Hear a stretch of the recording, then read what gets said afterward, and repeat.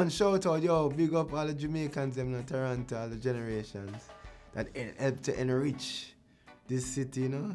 So I'm here with Ziggy Marley. Welcome to Toronto. Nice. At what point did you wake up and say, NASA, this movie needs to be made now? I don't think I deliberated a lot, or like, it wasn't like a big thing that I thought about like for weeks and months. It was just a thing I would move spontaneously on and started to explore it and try to find people that we could work with that would be respectful of Bob, be respectful of the culture, and be respectful of how we want to tell the story, you know. So when I find them people there, it was a go, you know, but it was really a spirit, you know, a spiritual move, you know.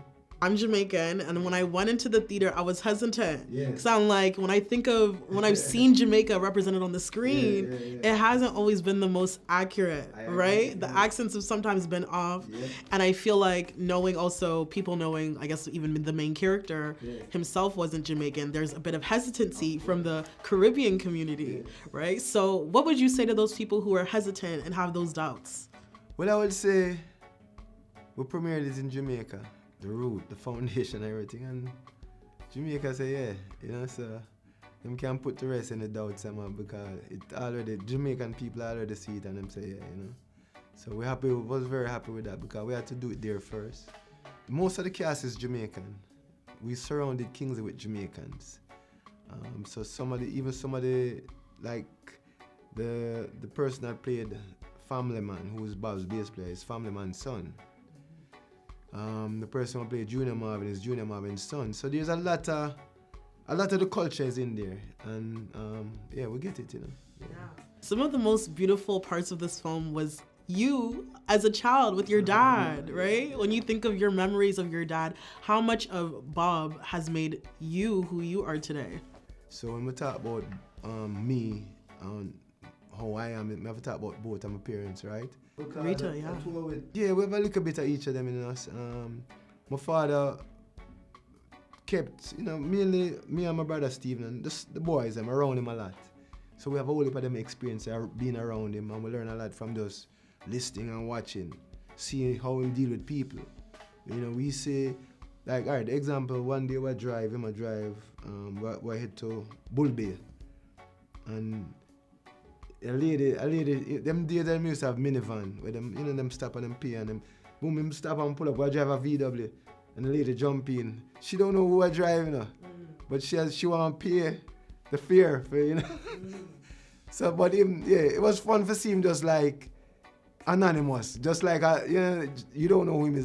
That's the type of person. When we see them things, we learn. Because it's not an ego thing, you know, we learn to humble ourselves all the time. So stuff like that is what we get from our father, you know. And so there's a big cultural aspect to this, right? When we look at what it means to practice being a Rastafari. A lot of people don't know this about the Jamaican culture. What are you hoping is the educational part of this film that people take away as well? Yeah, well, there's a real educational component to it in terms of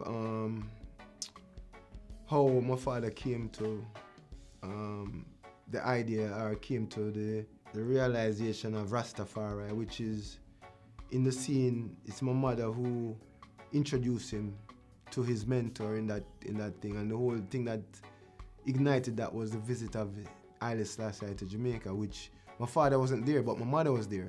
So when she saw it, and when he came back, she told him, "Oh, this happened," and so he get excited for want to explore that. And then the culture. Obviously, we represent some of the ceremonial things within the Rastafari culture, which is the Nyabingi drumming, which was very important to my father and us too. We used to go to these ceremonies, very spiritual ceremonies.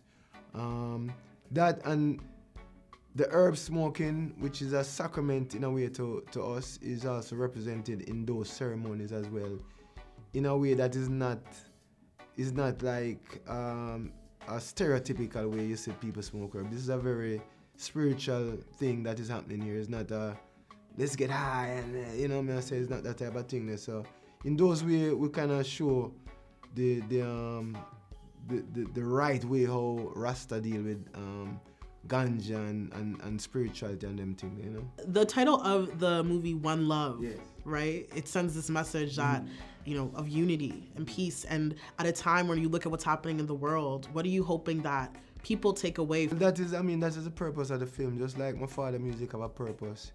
Anything we do with him must have a deeper meaning, because he wasn't a man who was in it for him ego or for the money, right? So there's always a deeper purpose behind what we do.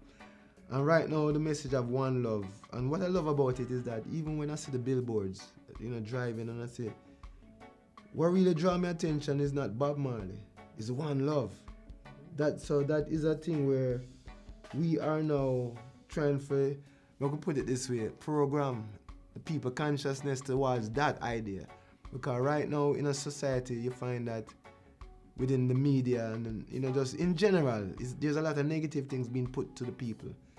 And it's very demoralizing. It's very it brings me down. A lot of the stuff is just war, violence, racism, division. It really brings me down. But this is a message for uplift us and to remind us that we have a better way and we can make that way better. It's our choice, really, So when you think of even patois, so much of Toronto's slang draws from Jamaican patois. I don't know if you knew that. Like here we say like wagwan. We say all of that. Shout out, big up all the Jamaicans in Toronto, all the generations that help to enrich this city, Enough love, man. Keep it positive. Yeah. Thank you so much. It's so nice to meet you. Nice, sister. This is my message to you.